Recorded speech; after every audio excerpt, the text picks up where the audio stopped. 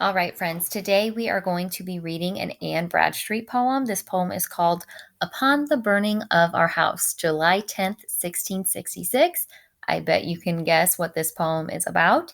Anne Bradstreet, just a little bit about her. She gets credit for being the first notable American poet. So her brother-in-law actually sent some of her work to England without her knowledge. That's not necessarily the work we're reading now. The work she's most famous for is work that really focuses on like her personal life, her marriage, her religion, her family, things of that nature. She was married at 16 to her husband, and then a couple of years later, she moved with her husband and her dad to the Americas, and they kind of built a life in the Massachusetts area. She did not necessarily love this type of life. So, as a very intelligent, smart woman, she sometimes felt restricted by this patriarchy. However, like most Puritans, when you struggle with something, you look to God. So you're going to notice some of those reoccurring themes in this poem as well. Okay, I'm going to help you with today's poem. Again, tomorrow you'll have the second half of this same poem totally on your own. I just want to kind of show you my expectation of this. So I'll put the poem on one side. I've chunked it by stanzas just to make it a little easier for you. And then the questions or the annotation tasks will be on the right. So stanza 1.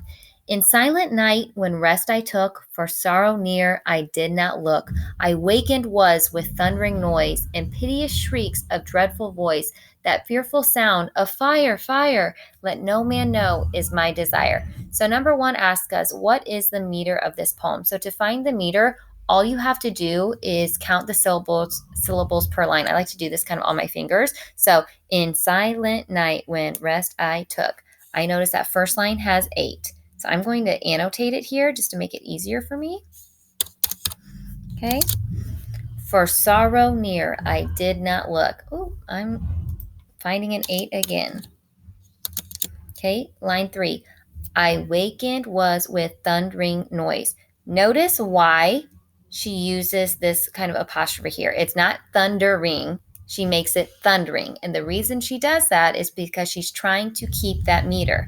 So instead of 9, right, if it was thundering, we would have had 9 syllables in that line. But because it's thundering, it's 8. So hopefully you're noticing a pattern here. We won't keep going. Spoiler alert, they're all 8, okay? So 8 would be our answer there. All right, what is the rhyme scheme of this poem? So hopefully you remember from last year. If not, I'll walk you through this now. You always look at your ending word to find your rhyme. So, and then you assign it a letter. So took is our first line, so it gets an A. Okay, and then look. Look rhymes with took, so it receives the same letter, A. Now let's look at the next line, noise. Okay, that does not rhyme with look or took, so it gets a B. I'm glad we're seeing this one. Voice, noise, super duper close. We're calling this a slant rhyme. So sometimes authors use this. It's like it almost rhymes. It looks like it's going to rhyme, but when you say it out loud, it's a little off. You give it to them. Poetry's hard, okay? So we'll give them that. And then we have fire. That's a new one. And then desire rhymes with fire, so that would also get a C. So our rhyme scheme here is AABBCC. Okay. When you have two rhymes or two lines back to back that rhyme, these are called rhyming couplets. Okay, know that term. All right, we have a new term on number 3, inversion. So inversion is when an author flips our normal sentence structure. So I have highlighted an example here for you in stanza 1. She says, in silent night when rest I took. We just don't talk like that anyways, but let's pretend like it says, when nap I took. We would not talk like that. We would say, I took a nap, and that would be the normal order. But again, why do you think she says it like that? Because she's trying to keep the rhyme.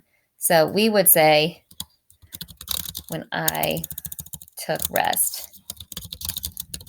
And if you put your answers in a different color, I would appreciate you forever.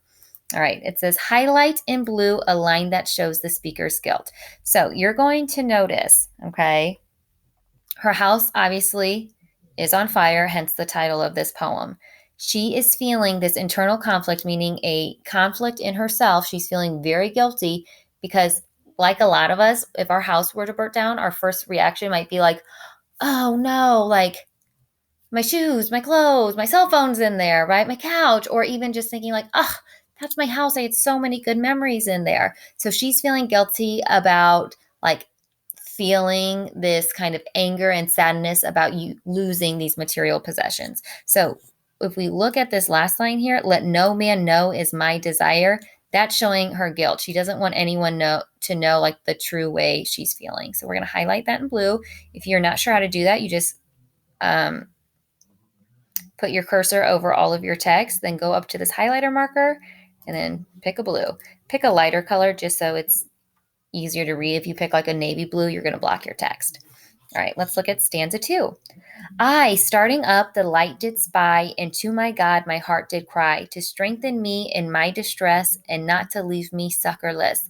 Then coming out, beheld a space, the flame consumed my dwelling place. Okay, where does the speaker find comfort? Oh my gosh. And to my God, my heart did cry, right? That's where she's looking. So, God, right? Again, pretty common in our Puritan text. Okay.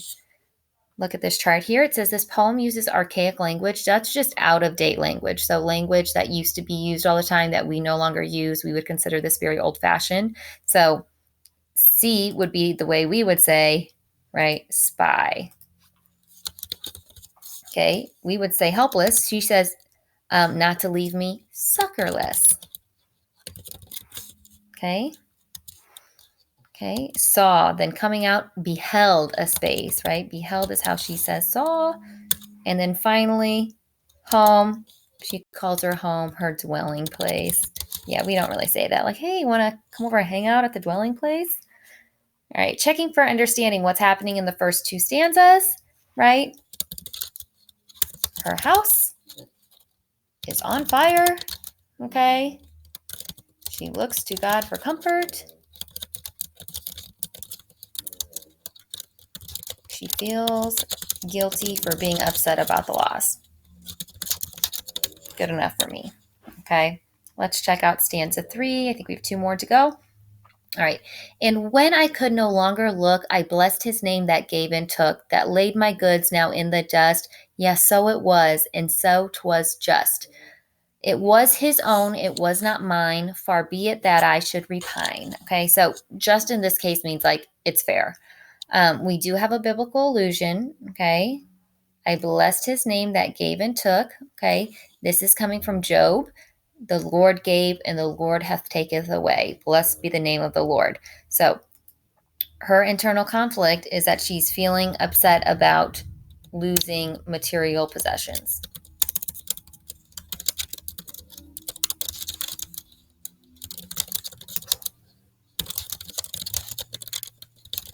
Okay. Number 12, considering her internal conflict, how is the biblical allusion helpful to the speaker of the poem? Right? The Lord taketh, the Lord gave, the Lord taketh away. So she's realizing like these things don't actually belong to me. Like that house, that kitchen table, my shirt in the closet, those actually all belong to God. So like it's like if someone stole my cell phone, they can't be mad at me for taking it back. That's my cell phone, right? So that's what she's kind of making the point. Like those things don't actually belong to me.